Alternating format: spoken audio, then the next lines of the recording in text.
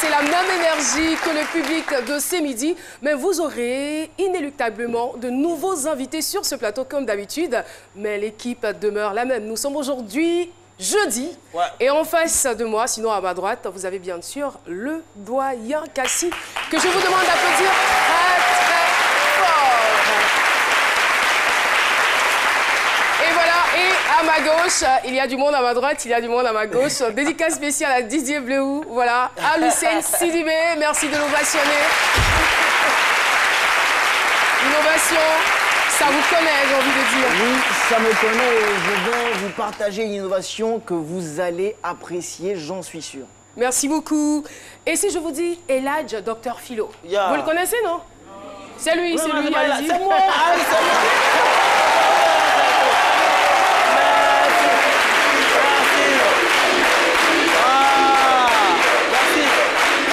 Merci beaucoup. Assalamu alaikum à tous et à toutes. Voilà, tous les musulmans. Voilà. Juste vous soutenir dans ce mois de jeûne là et dire ça va, ça va. Il pleut ces temps-ci, nous sommes très très heureux et ça nous fait plaisir. Mais il fait quand même chaud aussi. Non, il pleut. Il pleut. Sinon, à un moment donné. Ah, c'était dur, hein. La semaine dernière, un jour, elle a fait chaud. Mais à pareil moment, j'étais très nerveux, j'étais très violent. Hein. Mais ça va, oui, moi quand il fait chaud, je suis très violent. Parfois même c'est la violence physique. Parfois, non, je parle mal, je suis tout le monde, mais il pleut, c'est bon. Assalamu alaikum.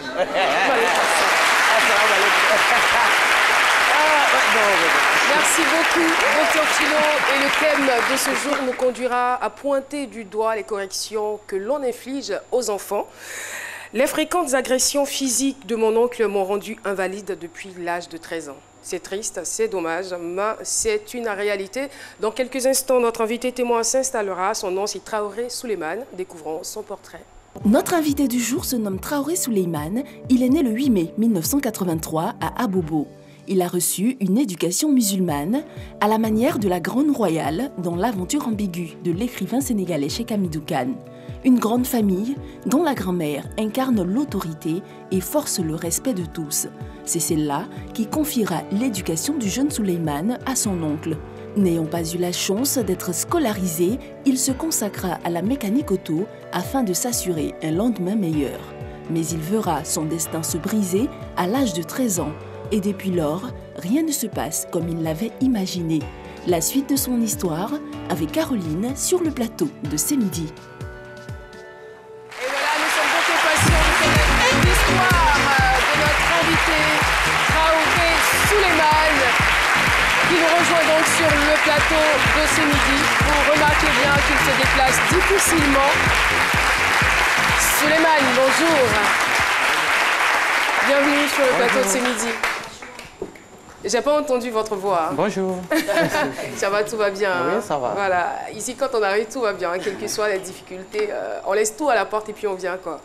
En tout cas, merci d'être là. Docteur Philo, les fréquentes agressions physiques de mon oncle m'ont rendu invalide depuis l'âge de 13 ans. La balle est dans votre camp. C'est mon avis avec Docteur Philo. C'est ça, vous l'avez dit, il faut avoir le sourire, c'est la vie, et puis il faut avoir la foi. Quand vous avez la foi, comme nous, comme ça, tout ce qu'on vous fait, c'est passé quoi, voilà. Nous qui avons la foi comme ça, nous on met carême lundi, on coupe vendredi, c'est la foi qui est là. Mais il faut dire que les violences physiques sont punies par le code pénal, voilà. Sur les mineurs, surtout. Mineurs, un enfant de 13 ans, tu le bats, excusez-moi, mais attends, c'est pas tam-tam. Tam-tam, mais quand tu tapes à un moment donné, c'est déchire. Chaque fois que tu es en train de battre un enfant mineur, battre un mineur, c'est plus... Toi, même quand tu bats un mineur, même déjà c'est comme une mine. Tu es en train de battre une mine, tôt ou tard, ton heure va arriver, tu iras en prison. C'est ça qui est mineur. Mais il faut faire très très attention. Et ce genre de violence, dans toutes les familles, remarquez très bien, il y a toujours un oncle qui est là pour corriger les enfants. Il n'a pas d'enfant, mais c'est lui qui sait corriger les enfants. On va appeler ton oncle là. Et quand il arrive, là, les 10 lunettes comme ça, veste là, grand, il arrive, il y a un mec comme ça. Il y a un mec. Quand on l'appelle, il vient pour frapper l'enfant. Il ne demande même pas qu'est-ce qui s'est passé. On dit lui là pour corriger. Il te corrige, il rentre chez lui. Pourtant, il n'a même pas d'enfant. Il est célibataire. Excusez-moi, mais la violence sur les enfants, c'est pas bien. C'est pas bien. Dans nos écoles, il faut l'interdire. Aujourd'hui même, ça va à l'école conventionnelle. Ça va. Il y a un peu de recul, tout ça là. Les gens sont trucs. Mais même dans les écoles, même écoles coraniques, la violence, même sur toutes ces formes-là, même, c'est pas bien. Même la violence verbale. Tu insultes. C'est pas bien. Tu peux pas. Violence. Parce qu'il y a la violence muette. Vous voyez, quelqu'un, mec, un enfant, tu fais ça. Il est fâché déjà. C'est une forme de violence. Il faut faire très très attention, ne pas battre les enfants. Il faut. Et puis souvent, excusez-moi, mais je suis obligé quand même de parler des écoles coraniques, puisque je suis passé par là. Souvent, tu as l'impression que. On ne sait même pas si c'est étude ou pleurs. Tout est mitigé. Vous êtes sûr d'être passé par là? Oui, je suis passé par là. Parce qu'avec vous... Non, on est passé par là. Il y a toujours un doute lorsque vous donnez une information. Quand je vous dis radio, on est passé par là. Mais souvent, tu es là. Je vous crois. L'enfant, oui, l'enfant est... Mais on n'apprend pas dans la violence. Excusez-moi, on n'apprend pas dans la violence. Le gars traîne... Non seulement ce qu'il dit là, c'est pas sa langue, c'est l'arabe, c'est pas sa langue maternelle. Donc tu es en train de lui inculquer une autre langue. Le gars qui a radio, dit Tata, bah, tout est mélangé, on le frappe. Mais excusez-moi.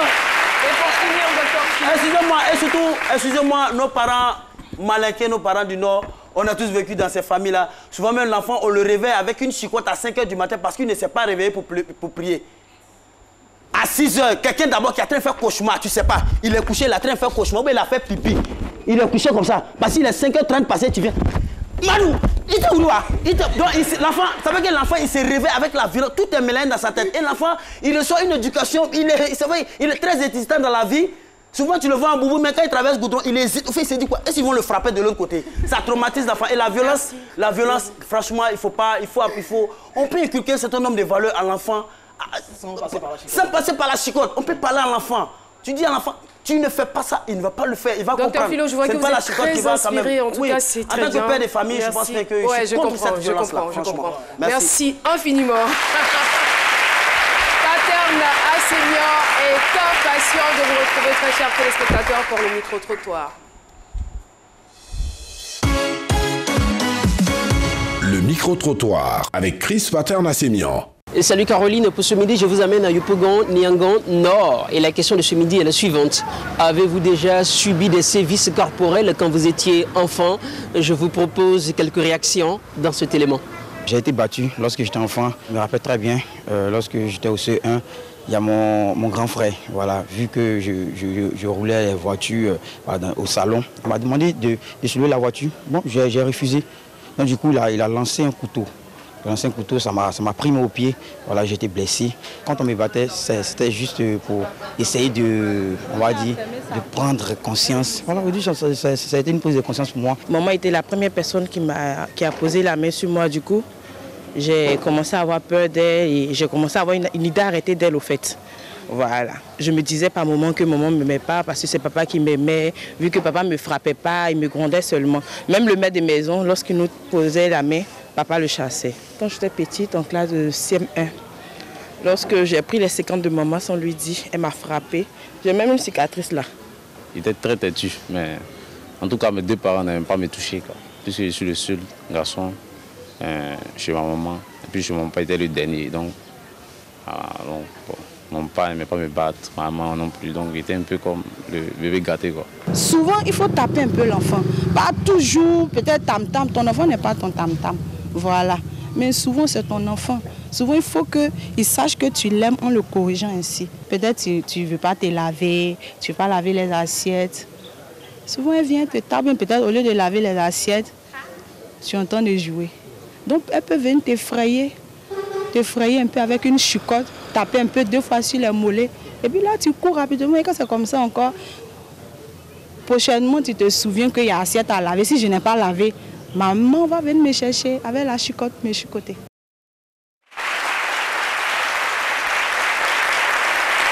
Merci beaucoup pour les différentes interventions. J'espère qu'on saura faire la différence entre la correction et la maltraitance faite aux enfants. En tout cas, bienvenue à vous, Souleymane, sur notre plateau. Alors, selon le portrait que nous avons reçu, c'est votre grand-mère qui a confié votre éducation à votre oncle. Et la question que je veux vous poser, c'est de savoir où étaient donc vos parents? Papa et maman étaient où en ce moment? Mon père, lui, il a voyagé. D'accord. Il n'était pas avec vous? Il n'était pas là. Donc, et votre maman? Maman, elle est à Séguéla. D'accord. Avant qu'elle parte à Séguéla, il m'a donné à ma grand-mère. D'accord. Moi, ici, un homme, elle ne peut pas m'indiquer. Donc, c'est pour cela ici, je suis parti à la grande famille. D'accord. Donc des maternelles. Vous étiez donc dans la cour familiale où on a les oncles, Oui, on a la grand-mère, voilà, les enfants, Oui. les cousins. On est tous des frères Oui, quand on est cousins. Voilà. Alors, votre oncle vous battait fréquemment. Oui. C'est ce que vous nous avez confié. Oui, oui. Quelles sont les raisons qui le poussaient à vous battre? Bon, la raison, c'était pour partir au travail. Parce qu'il faisait la mécanique auto. Donc, tantôt, souvent, je ne partais pas. Souvent, je partais. Mais lui et moi, quand on se croise, bon, il me frappe. Tantôt, quand il me demande si tu es parti au travail, je dis oui. Qu'est-ce qui prouve que tu es parti au travail? Bon, si je n'ai pas donné preuve, il ne parle pas, il commence à me tapasser. Qu'est-ce qu'il utilisait pour vous frapper? Bon, les chicottes. Quel genre de chicottes? Les chicottes, souvent les courroies. Les croix de moto, là? Oui, oui. Souvent même, il fait ça avec sa main, il me frappait avec sa main, violemment. Un jour, il m'a fait rentrer à la maison. Il m'a frappé. À ce temps, il fumait. Lui, là, quoi? oui, le monsieur fumait. C'est là même, ça m'a touché. Quand il m'a frappé, il a fini de fumer. Ça arrivait à le mégot de cigarette. Au lieu de jeter, il a tenu sur mes épaules. Et tu vois. Bon, ce jour-là, bon, ça m'a touché vraiment. Bon, il me frappait, il faut partir au travail. Bon, un jour, il allait me voir au travail, vers Odoki là. Il passait, je ne sais pas, bon, il m'a vu comment. Il a garé sa voiture. Puis tout d'un coup, il est descendu. Il m'a appelé. J'étais dans tenue de travail. Il a commencé à me battre. Il a commencé à vous battre sans raison? Oui. J'étais dans tenue de travail. Quand il me frappait, à ce moment, je n'étais pas dans tenue de travail. Il se disait quoi? Tu n'es pas parti. Je ne pas qu'il me chicotait en fait. Oui. Mais là, je suis en tenue de travail, je suis en train de travailler, je suis à côté même de mon travail. Et dès qu'il arrive, la seule chose qu'il arrive à faire, c'est de vous... Il m'a frappé. Maintenant, quand il a fini de me frapper, mes lèvres étaient cassées. Il m'a mis dans sa voiture. Moi, je suis vraiment étonnée que sans raison, c'est-à-dire il le fait à la maison parce qu'il trouve que vous n'allez pas au travail. Et là, il vous trouve sur votre lieu de travail, il gare sa voiture, il vous bat. Mais pendant qu'il est en train de vous battre, il ne dit rien. Bon, moi-même, après ça, moi-même, j'étais étouffé. Quand je le vois, bon, c'est diable j'ai vu. Je suppose que vous aviez énormément peur de lui. Quand on se croise net, même au fois où je voulais lui rapprocher, mais je n'ai pas pu. Lui et moi, on n'échange pas. Parce que même si je souris, si je le vois, je pète. Je pète mes souris. Vous perdez votre sourire. Oui. Donc, quand il a fini de me frapper, il m'a mis dans sa voiture. Et puis, il allait me mettre à la maison. Au lieu d'aller me faire soigner, il allait me mettre à la maison. Moi-même, je suis parti à la clinique pour aller me faire soigner. Il y a une clinique à côté de nos cours là. Donc là, j'ai menti. J'ai dit c'est la grand-mère qui m'a envoyé, parce que c'est nos cours, la clinique est. J'ai dit c'est la grand-mère qui m'a envoyé. Là, tu enlèves ça dans le loyer. On m'a soigné. Mais vous racontiez quand même ce qu'il faisait à votre grand-mère. Quelle était sa réaction? Bon, elle, sa réaction, je vois que en cas de... Si elle fait quelque chose, il appelle son fils contre moi. Elle encourageait à vous battre? Oui, elle appelle son fils contre moi. Il faut l'indiquer. Sinon, l'enfant va gâter. C'est comme ça. C'est ce qu'il disait à son fils. Voilà. Mais pour l'indiquer, c'était pas mal. Mais les coups, c'était trop violent. Et tu vois. Mais elle disait quoi? À chaque fois qu'il vous battait, lorsque vous voyez ensanglanté avec du sang sur vous et tout, lorsque vous voyez en train de pleurer, toujours... Qu'est-ce qu'elle disait en fait? Bon, moi-même, elle fait ça injure. Elle fait ça, elle m'insulte. Toi-même, tu es têtu, c'est comme ça. Si tu es têtu, c'est comme ça, ils vont te frapper tout le temps. Bon, moi, je voyais quand on me dit, si têtu, bon, je ne vois pas, c'est... Quel est le sens, le têtu là? Bon, je vois que c'est trop, quoi. Frappe qu'on me fait là, c'est comme quelqu'un qui a volé. Tu dois le frapper violemment, ou tu dois le faire... Tu dois le punir. Mais à ce temps, je ne fumais pas, je ne faisais rien. Sauf qu'il faut partir au travail. Bon, peut-être souvent tu ne partais pas.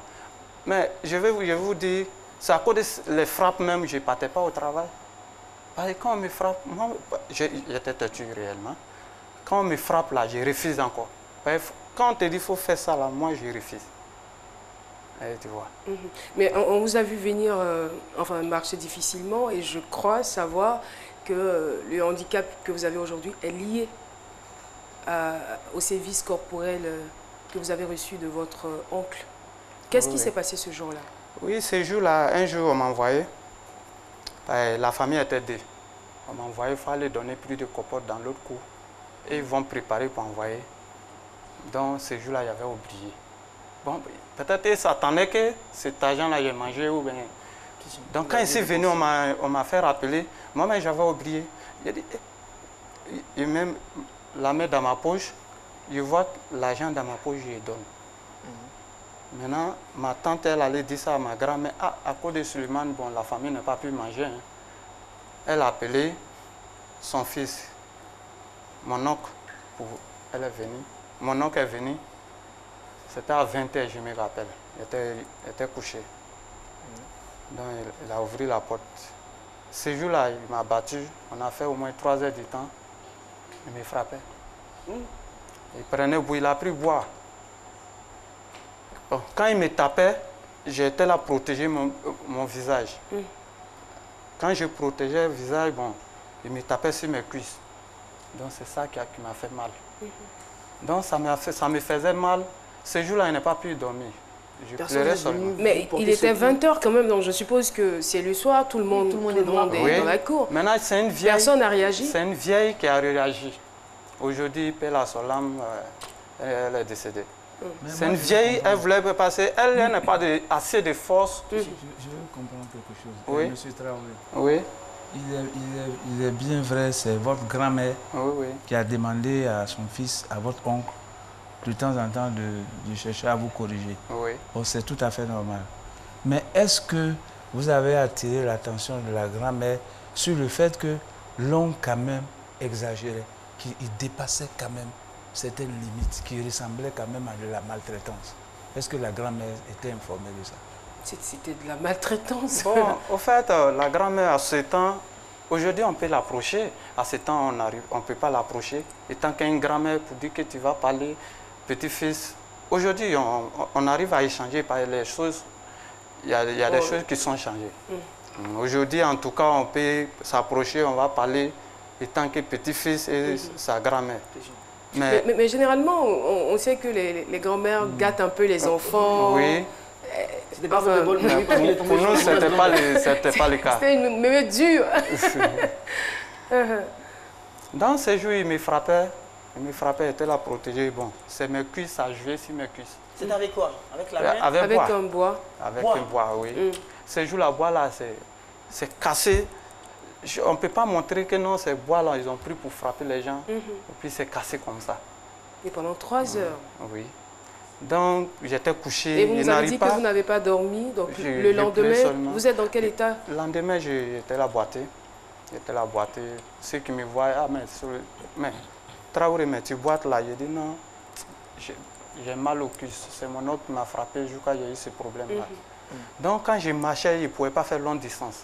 Or, pourtant, je devrais marcher de chez moi jusqu'au travail. Mais attends, avant d'y arriver, dans la grande famille, à part votre oncle qui vous battait et votre grand-mère, il n'y a personne qui a été interpellé par rapport à toutes les exactions qui... On ne peut pas parler. Personne ne disait rien. Même lui, ma grand-mère, son petit frère est là, mais lui, ça ne lui a pas plu jusqu'à aujourd'hui. Lui-même m'a montré ça. C'est lui-même qui cherche à m'aider. Te protéger. Voilà, pour que le monsieur n'ait qu'à faire quelque chose pour moi. Mais moi, quand je vais parler de ça, bon, la famille se fâche contre moi. Alors, je veux dire, votre oncle, c'était un peu le père de famille, le chef de toute la cour. Bon, on peut le dire. C'est lui qui nous corrigeait. Et il avait beaucoup plus de moyens que les autres? Ou il était le plus âgé des oncles? Bon, oui. Parmi les garçons, c'est lui qui est le plus âgé. Sinon, c'est maman qui est le plus âgé. Mais au niveau des hommes? Oui, au niveau des hommes, c'est lui qui est le plus âgé. Donc c'est ce qui lui conférait cette autorité et que lorsqu'il posait un acte, personne ne pouvait le contredire. Personne ne peut pas parler parce que tout le monde a peur de ma grand-mère. En ce temps-là, tout le monde avait peur de ma grand-mère. Quand on fait quelque chose, ça s'arrête ici pour lui. Et tu vois, comme son petit frère, comme ça lui a pas plu. Lui, les garçons, il pouvait dire quelque chose. Mais il a eu peur de sa grand-sœur. Jusqu'à présent, ça lui fait mal. Et vous nous avez dit donc qu'après cela, vous boitiez. Oui, je boitais. Est-ce que ça a inquiété votre grand-mère, ça a inquiété votre oncle? il est arrivé à me demander, il m'a demandé, ah mais pourquoi tu marches comme ça? J'ai dit non, j'ai mal au pied. Depuis mon oncle m'a frappé, ton fils m'a frappé, bon, je n'arrive pas à marcher normalement, ça me fait mal. Souvent même là, quand il veut me lever, ça me fait mal. Je lui ai expliqué ça, mais rien n'était fait. Pour dire que non, on va chercher à les soigner ou bien on va faire tant. Non. Personne. Ça, après ça, maintenant, bon, on a fait au moins quelques mois. Mon pied est cassé en partant au travail. Comment c'est arrivé? En marchant. Comment c'est arrivé? En marchant, je partais au Doki parce que je ne pouvais pas faire longue distance. Quitter chez moi pour aller au travail, bon, il y a trop de longue distance.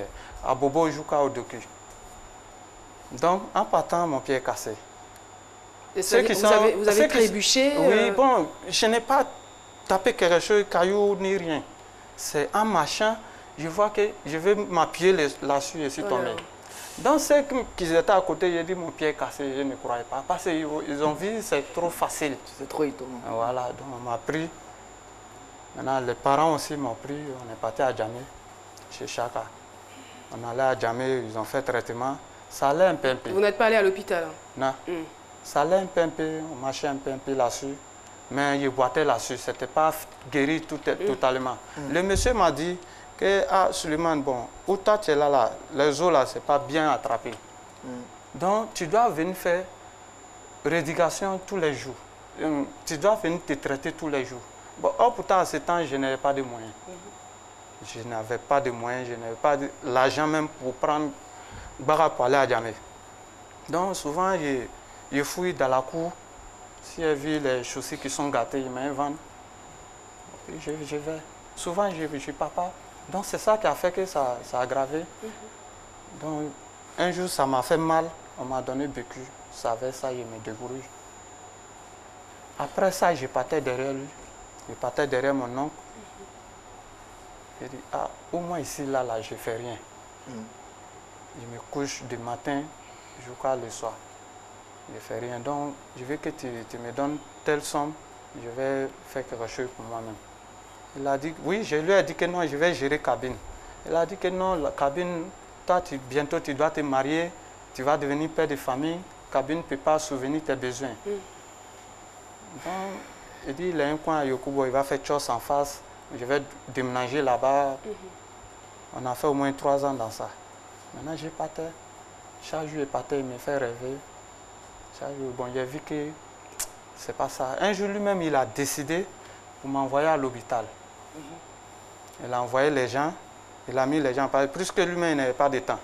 Il a envoyé les gens. Combien de temps à peu près entre la fracture et la fracture, la décision je vois que bon, ça peut faire 1 an comme ça. Ah là là. Wow. Je suppose que c'était déjà trop tard. Ça peut faire 1 an comme ça. On est parti à Cocody là. Et ils ont regardé, on dit non, on peut les soigner. Mais on va placer fer. On est venu lui faire compte rendu. Fait que lui l'attendait, il dit il va chercher fer. Il m'a montré un coin. Ah, il y a un monsieur qui va envoyer fer. Là, on va partir à l'hôpital, ils vont placer ces fers là, ils vont me soigner. Chaque jour, je partais. C'était vers au marché là. Je partais là-bas pour aller voir si fer là est venu. Bon, j'ai vu que non, ça peut. Ça là, ça n'avance pas. Donc j'ai cherché prête à mes amis pour aller à Séguéla, à côté de maman. Alors vous voulez certainement connaître la suite de la triste histoire de notre invité Souleymane Traoré. Restez avec nous, on part pour la pub. C'est midi, c'est ça.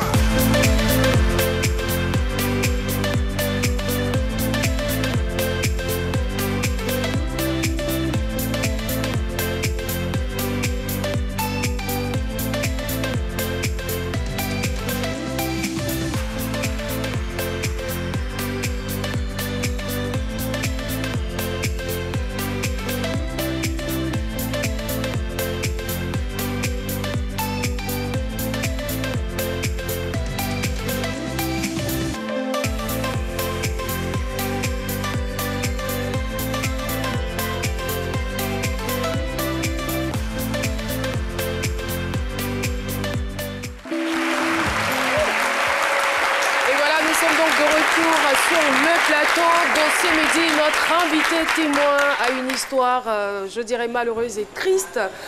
Voilà, il se retrouve aujourd'hui invalide par la faute de son oncle, voilà, qui avait donc la charge de son éducation.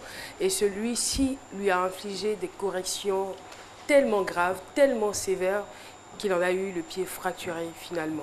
Alors, vous nous dites que vous avez eu finalement le transport pour aller rencontrer votre maman. Nous, on aimerait savoir la réaction de votre maman lorsqu'elle vous voit venir. Je suppose qu'elle n'était pas forcément informée de ce qui se passait à la maison. Oui. Mais quand elle vous a vu, quelle a été sa réaction? Bon, quand je suis rentré, elle m'a vu. Avec votre béquille? Elle m'a vu, j'ai mal au pied comme ça, bon, ça l'a touché. Elle vous a posé des questions? Elle m'a demandé, mais tu as fait quoi à mon frère? Jusqu'à ce point, au puis elle était informée? Oui. Non, bon, elle était informée, mais après ça, elle ne savait pas que ça va, c'est assez grave que ça. Donc lorsqu'elle m'a vu maintenant, c'est dans ça qu'elle a su que vraiment, c'est assez grave. Donc elle m'a demandé, ah mais tu as fait quoi mon frère, au puis il t'a frappé comme ça? Moi, mais je lui ai expliqué, elle ne m'a pas cru. Elle a cherché à demander les informations un peu. Parce qu'elle ne peut pas faire d'une manière, sinon ça va poser problème entre lui et sa maman. Et tu vois. Oui, moi, je voudrais intervenir sur l'aspect éducatif. Les parents ont le devoir d'éduquer les enfants qu'ils mettent au monde. Mais il n'y a pas d'école qui les forme à cela. Éduquer un enfant, ce n'est pas facile. Et puis, il faut s'y prendre tôt. Parce que ce que l'enfant devient après, ce n'est pas sa faute. C'est nous qui l'avons rendu comme ça. Normalement, c'est par amour qu'un parent bastonne son enfant. Normalement, c'est par amour. Je dirais corrige, bastonner. Oui, bastonner. Bastonne par amour. Oui. Parce qu'on aime il le frappe. Non, il le frappe pour ne pas qu'il se gâte. Il le frappe pour qu'il soit correct. Il ne le frappe pas avec haine. Il le frappe par amour. Il le frappe parce qu'il l'aime. Il veut qu'il devienne quelqu'un de bien. C'est pour ça qu'on le frappe. Mais quand c'est guidé par haute intention, ce n'est plus normal.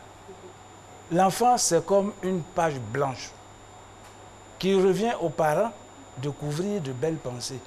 Ce n'est pas la faute à la feuille si les pensées qui sont là-dessus sont vilaines. On ne se fâche pas contre la feuille, on se fâche contre soi-même parce qu'on n'y a pas placé de belles pensées.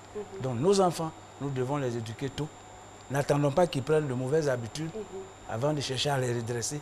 C'est depuis le berceau. D'autres même disent que c'est depuis le vent de la maman qu'il faut commencer à diriger l'enfant. En tout cas, nous, on espère qu'il y aura un changement parce que les parents que vous allez interroger vont vous dire non, c'est par amour. Mais ils n'ont pas toujours la mesure qui va avec. Voilà. Ils n'utilisent pas la sanction qui va avec la faute de l'enfant. On a l'impression qu'ils veulent plutôt finir avec lui. Non, moi, je pense plutôt que c'est en fonction de ce qu'ils ont reçu, eux, comme éducation. Parce qu'ils transmettent, en fait, ce qu'ils ont reçu. Oui, parce que quand on n'a pas reçu d'amour, on ne peut pas donner de l'amour. C'est clair.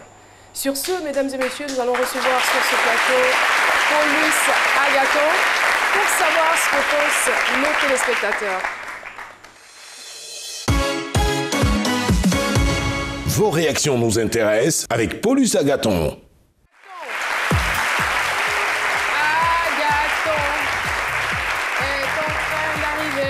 Bonjour Caroline. Bonjour Paulus. Ouais. Je dois trouver toujours quelque chose lorsque vous venez. Ouais, il y a des gens comme ça. Alors bonjour à toutes, bonjour à tous. Et bien en ce qui concerne les messages de nos internautes sur la page Facebook C'est Midi, il y a beaucoup de tristesse qui ressort des différents messages et beaucoup d'encouragement. On a Minasek qui nous envoie un message du Burkina Faso qui dit aujourd'hui, moi j'aimerais savoir, est-ce que votre oncle traitait d'autres enfants, d'autres neveux de la même manière? Aujourd'hui, non, parce que lui-même, il est arrivé à me dire un jour que lui, il est à la cause de ma blessure. Il a peur de frapper ses enfants.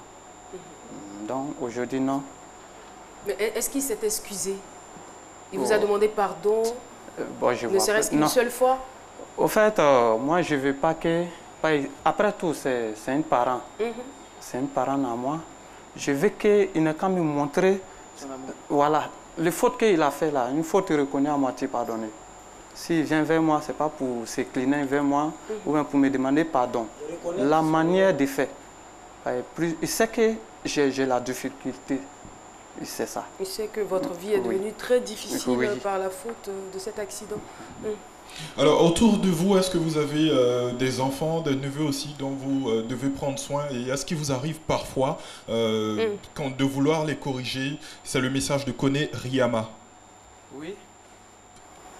Et quelle est la méthode que vous employez? Ma fille, elle a 6 ans. Elle a 6 ans aujourd'hui. Si elle fait quelque chose, j'essaie de parler à elle. Maintenant, si elle ne comprend pas, elle produit même bêtises. Donc, j'essaie de l'interpeller. Je tape. Comment vous l'interpellez? Non, je tape. Voilà, non, je frappe. Vous devez avoir peur quand même de taper parce que... Je frappe enfant, mais je ne frappe pas violemment. Comme façon que moi... Voilà, comme façon que... Moi, on m'a indiqué... Bon, moi, je vois que c'est lui qui me frappait, c'est la haine, il a mis en moi. Oui. D'accord. Kiantré Kusuma, c'est notre dernier message. Il dit bizarrement, de nombreux parents assimilent l'éducation avec les sévices corporels.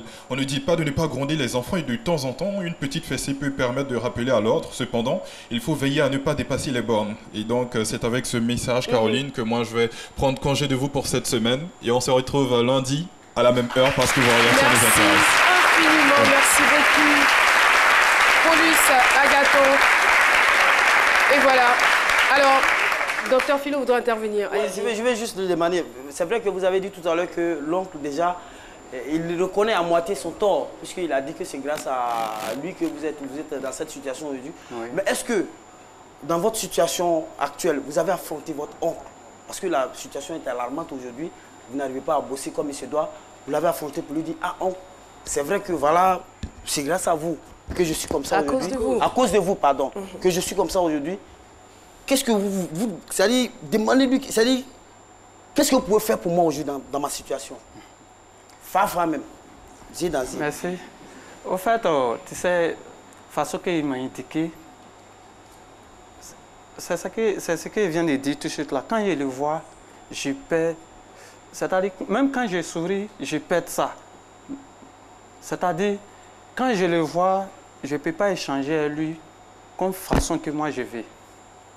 Vous avez toujours peur de lui, Oui, il a mal façon qu'il m'a indiqué. C'est difficile de demander l'aumône à son bourreau. Sinon, je partais chez lui. Il y a un moment, je partais chez lui. Mais qu'est-ce que vous attendez concrètement de lui? Pardon? Qu'est-ce que vous attendez de lui ou qu'est-ce que vous voulez qu'il fasse pour vous? Ce que moi, je veux... Au fait, j'ai la difficulté pour payer le loyer. La cabine, je ne peux pas nourrir ma famille et puis pour payer le loyer. Je veux qu'il n'ait qu'à me quitter dans le loyer. Et puis, je peux avoir une fonds pour faire une commerce. Vous avez besoin qu'il vous soutienne? Oui. Parce que vous n'êtes pas en possession de toutes vos facultés. Oui. Bon, il y a un moment, j'ai demandé ça, j'ai fait un calcul, je pensais qu'il allait le faire. Parce qu'un jour, on arrivait à discuter, il a dit à la famille que moi, ils n'ont qu'à me laisser d'aller réfléchir, parce qu'il était en colère ce jour. Il arrivait à dire que non, c'est passé ici gâté, on parle de lui. Et qui sinon, c'est passé lui, par sa faute, moi ici gâté, on parle de lui. Sinon, si moi j'étais réussi dans la vie, on ne pourrait pas parler de lui. Donc, ils n'ont qu'à me laisser, moi, d'aller réfléchir, c'est que je vais devenir lui dire. Mais il faut lui dire. Donc, j'ai fait calcul. J'ai dit, merci, je paye plus le loyer. Maintenant, j'ai un fonds. Je peux économiser. Je peux aller me soigner, même pas à Côte d'Ivoire, je peux aller me soigner hors de pays. Comme là-bas, bon, on trouve que mes seins sont un peu développés. Ici aussi. Hein. Alors, je veux savoir, est-ce qu'aujourd'hui, vous lui en voulez ou vous lui avez pardonné carrément? Je peux lui pardonner. Vous pouvez, mais vous n'avez pas encore pardonné? Oui. Parce qu'aujourd'hui, je suis dans la difficulté. D'accord. Donc, s'il arrive à faire un geste, vous allez lui pardonner? Ça est dans ma tête par sa faute. Vous pensez qu'il suit cette émission? Bon. Il regarde? Mais on lui dira, c'est clair. En tout cas, merci pour votre témoignage. Et puis, ça nous interpelle tous. Ça interpelle aussi tous les parents qui nous regardent. Vous savez, c'est vrai qu'il est important de corriger les enfants, mais voilà, il ne faut pas frapper les enfants à tort et à travers. On peut les punir. Il y a tellement de sortes de punir les enfants en fonction des erreurs qu'ils commettent, mais être là tout le temps, abattre les enfants, ça laisse des conséquences graves et c'est des conséquences à vie, ça traumatise les enfants, donc il va falloir faire très très attention. Si vous ne savez pas comment on corrige les enfants, il faut vous approcher de certaines institutions, des assistantes sociales qui vont vous donner des conseils ou encore des psychologues. Voilà. Souleymane Traoré, merci d'être venu sur notre plateau, partager votre expérience avec nous. Et cette émission va évoluer parce que sur ce plateau, nous allons recevoir dans quelques minutes un invité de marque, c'est-à-dire un invité de la trempe de ce qu'on reçoit les vendredis en invité spécial. On le recevra en invité spécial un autre jour, mais aujourd'hui, on aura un échange avec lui. En attendant de le recevoir, voici Aloussène Sidibé. C'est innovant avec Aloussène Sidibé. Alors bonjour Féru d'invention et d'innovation, j'espère que vous allez bien. Quant à moi, je vais wauement bien. Aujourd'hui, on parlera de Doumbia Charles. Il est informaticien, donc technicien. Qu'est-ce que je raconte? Je suis encore sous le choc du témoignage de notre invité de tout à l'heure, parce qu'il faut dire que c'est vraiment difficile, vraiment. Alors, je vous présente Monsieur Doumbia Charles. Il est informaticien de profession. Il est professeur indépendant depuis 1998. Il a une approche vraiment pédagogique portée sur le numérique. Je peux avoir un micro-main, s'il vous plaît? Portée sur le numérique. Tenez. Voilà, parfait. Une approche pédagogique portée sur le numérique. Il a une innovation à nous proposer, une innovation qui va intéresser les parents d'élèves, les élèves et aussi les institutions qui ont un fort attrait avec l'éducation. Son innovation, c'est Anaclé. Dites-nous, Anaclé, qu'est-ce que c'est concrètement? Alors, Anaclé, c'est un projet révolutionnaire qui entre dans le cadre de l'éducation numérique. Anaclé, tout simplement, ce sont des annales sur une clé USB qui portent des fichiers vidéo. Et ainsi, à partir du moment où ces vidéos sont sur une clé, cela permet d'être exploité à partir de nombreux supports tels que portables, ordinateurs, lecteurs DVD, etc. Bref, tous les supports qui contiennent un port USB. D'accord. Au-delà des élèves, à qui est destiné ce support pédagogique d'un nouveau genre? Alors d'abord, à partir des classes, à partir des tout petits, donc à partir des classes de maternelle jusqu'en classe de terminale. D'accord. Bien entendu, une part belle a été faite pour les analphabètes. Parce que comme vous savez, en Afrique, le taux d'alphabétisation est relativement faible par endroit. Ça peut osciller. Non, j'ai dit téléphone portable, tablette, ordinateur, tous les supports. Maternelle, portable. Non, même écran plasma. Oui, non, c'est vrai. Écran plasma, par exemple, pour l'enfant. Vraiment être à côté de l'enfant, un peu être genre, le professeur, sinon, à la maison de l'enfant, lui montrer ce qu'il faut faire. Tu vois, voilà. Ça montre que grâce à son système, le parent est inclus dans l'éducation, dans la formation scolaire de son enfant. En fait. Voilà. Parce que le savoir se trouve sur une clé. Vous savez que maintenant, il y a des écrans, des téléviseurs à écran plasma. Donc, il n'y a pas besoin d'avoir un portable. Donc, par rapport aux analphabètes, ce produit aussi serait bien intéressant. Parce que, comme vous le savez, le taux d'alphabétisation est très faible. Donc, ça va aider à rehausser le taux d'alphabet. Et là, je constate qu'on voit à l'écran des modules que vous proposez dans Anaclé. Voilà, ici, par exemple, c'est un exercice commenté en classe de 3e. Oui, c'est un exercice commenté en classe de 3e. Donc, c'est exactement comme si le professeur était en train d'expliquer à l'élève. Voilà, donc ça, c'est une correction d'exercice. C'est très bien. Et par rapport aux autres manuels qu'on peut retrouver sur le... Ça va être la dernière question rapidement et puis on va conclure. Par rapport aux autres manuels qu'on retrouve sur le marché, quelle est la plus-value qu'apporte Anaclé? D'abord, il faut savoir que d'une manière générale, les vidéos sont beaucoup plus impactantes que n'importe quel support écrit. Donc, de ce point de vue, comme on dit, il n'y a pas match. Il faudrait que tout le monde s'oriente. Merci beaucoup. Alors c'est Anaclé, c'est un projet innovant, c'est un projet à soutenir. Donc on va lancer un appel à toutes les institutions qui ont un fort attrait avec l'éducation, avec une nouvelle vision, une nouvelle éducation, une nouvelle manière de transmettre la formation, de vraiment s'intéresser à ce projet, de vraiment le soutenir. C'est un Ivoirien, c'est du Made in Côte d'Ivoire, c'est du Made in Africa. C'est Anaclé avec Monsieur Doumbia. Merci. Monsieur Doumbia, merci d'être passé sur notre plateau. Eh bien, avant de recevoir notre invité, j'ai envie de dire surprise et spéciale du jour, nous marquons une transition avec la pub. Tous ceux qui ont profité, ils se sont abonnés. Toi aussi, tu peux essayer. Vraiment, tu auras tout gagné, Joe. Le bonheur que tu cherches là, ça dépend de toi. Le bonus que tu cherches là, ça dépend de toi. L'internet que tu cherches là, ça dépend de toi. Tout ce que tu cherches là, ça dépend de toi. Ça est dans ta main. En 2019, le choix vous appartient. Rejoignez le réseau Move et profitez. Et voilà, on est de retour sur le plateau de ce midi. Et là, je suis obligée de me déplacer pour recevoir cette sommité du monde culturel africain. Mesdames et messieurs, il est à la fois acteur, réalisateur, cinéaste, metteur en scène, ambassadeur franco-ivoirien. Il connaît une importante carrière d'acteur entre la France et le continent africain. Sa biographie est assez longue. On aura peut-être l'occasion d'y revenir. Mais permettez-moi, avec vos ovations, de recevoir Monsieur Sidiki Bakaba.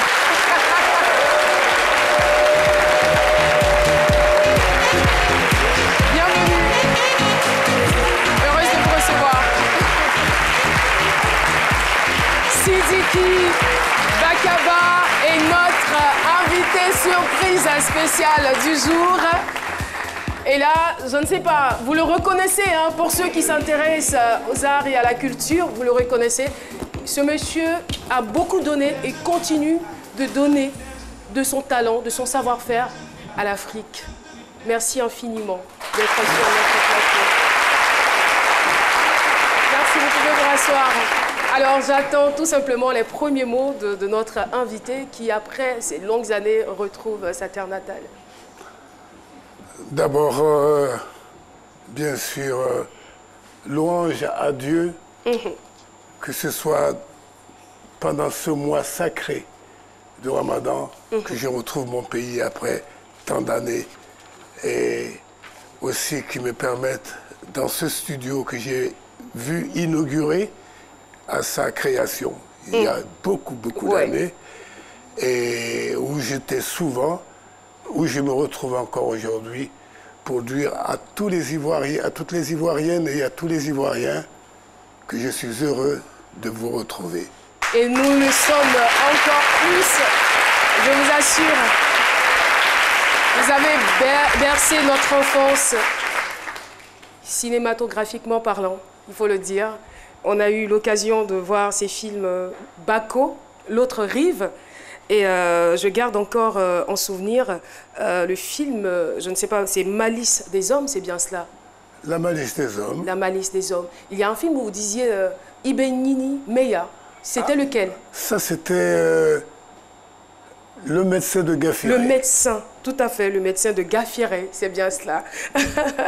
Et félicitations à vous parce que vous avez été fait chevalier des arts et de la culture au dernier FESPACO de Ouagadougou. Et bravo.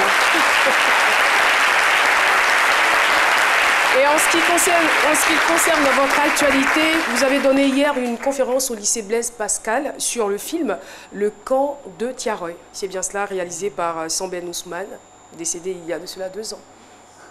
Oui, mais je reviens sur cette décoration pour remercier le Burkina Faso, le président de la République du Burkina Faso, et tous ces Burkinabés qui ont fait que je sois devenu la star que je suis grâce aux nombreuses éditions de FESPACO, et en même temps dire que lorsque le micro m'a été tendu par vos collègues, ému, la première chose qui m'est venue et que je voulais répéter, c'est que je l'ai dédié à la réconciliation dans mon pays, à la Côte d'Ivoire, à la paix en Côte d'Ivoire et la paix pour l'Afrique. infiniment. Nous n'allons pas revenir sur ce qui s'est passé, sur ce que notre invité a subi, mais parlant de réconciliation, c'est vraiment fondamental et c'est une priorité aujourd'hui pour nous les Ivoiriens parce que nous avons beaucoup reçu, nous avons beaucoup de talent, j'ai envie de dire, nous avons du potentiel et il serait vraiment dommage qu'on puisse le perdre dans des guerres inutiles. En tout cas, merci pour ce message fort de la réconciliation et sur ce, nous allons redécouvrir Sidiki Bakaba en images. C'était toi, dans un taxi rouge tout neuf. J'ai vu le numéro 3145 BH 01. Tiens, voilà pour ta peine. Rentre à la maison. Tu as mieux à faire que mendier au carrefour. Taxi recherché. Des personnes handicapées prises en otage. Attention, sont dangereux. Donnez le signalement. Terminé. Sergent Rigobert. Commissaire. Déposez les pièces à conviction au QG. Exécution. À vos ordres. Sergent Kra. Commissaire. En route. Je voudrais bien te faire plaisir, Anna. Mais il n'est pas plus à mon pouvoir de tuer les pasteurs que de leur rendre la vie. À quoi ça te sert alors d'être le Seigneur? Mais sacré mon Dieu, ça me sert à dire la parole du Seigneur et pour cela je n'ai pas besoin de miracles. Ceux qui veulent l'entendre, ils l'entendent. Les miracles, ce sont des trucs pour amuser les gens. Il n'y a qu'un vrai miracle, c'est de croire. Ce sont les gens eux-mêmes qui font les miracles. Ils croient qu'ils vont guérir et ils guérissent parce qu'ils le croient vraiment. Je ne vous présenterai pas Laobé Penda. Oh roi, qui ne connaît pas le prince? Tu n'aimes pas que je parle de tes faits de guerre. Tu les considères comme une chose normale. Permets à ton frère de reconnaître la dette du pays envers toi. Je t'ai observé depuis ton adolescence. Tu ne m'as pas déçu. Quel est l'ennemi du Jolof qui n'a pas senti le poids de ton bras? Oh, tu es trop bon, mon frère. Je ne serais rien sans ton exemple. Tu m'as appris à combattre. Je venais juste de sortir de la case de l'homme quand je te suivis à ma première bataille. Quelle joie pour moi, comme nous chevauchions à la poursuite de fuyards. Avant, on m'appelait Thanatos, fils de Nyx. À cette époque-là, je résidais au royaume de Hadès. Nyx, est-ce ton père ou ta mère? En principe, c'est moi qui pose les questions. Je n'y réponds jamais. Nyx, c'est le nom de mon père, peut-être. Si Nyx est le nom de ton père, ta mère, comment s'appelle-t-elle? Je n'en sais rien. L'homme qui va couper ma tête là, il n'est pas encore né, hein? Et celui qui a essayé, il est déjà au pays du voyage sans retour. Wow! Président, je ne peux plus supporter cette grossièreté. Hé, Tcholo, fais donc taire ton ivrogne de frère. Vous ne voyez pas qu'il y a des femmes parmi nous? Mais on s'en fout. On s'en gaba. Tu portes cravate pour venir ici chercher la petite fille là. Et ta femme et les enfants. Alors, à la maison là.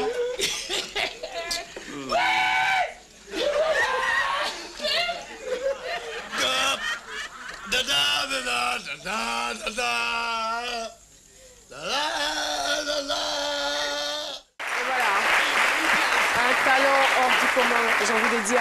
Et rapidement, nous sommes pratiquement au terme de cette émission pour revenir sur cette conférence qui retrace un peu, je dirais, l'histoire des tirailleurs sénégalais, le camp de Thiaroye, c'est bien cela, hier. Oh. Voilà.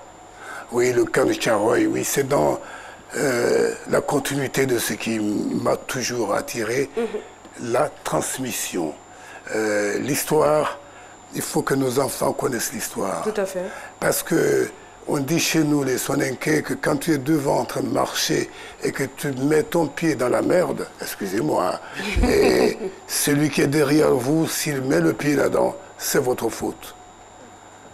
Et nous devons, avant d'incriminer nos enfants, nous mettre nous-mêmes en question.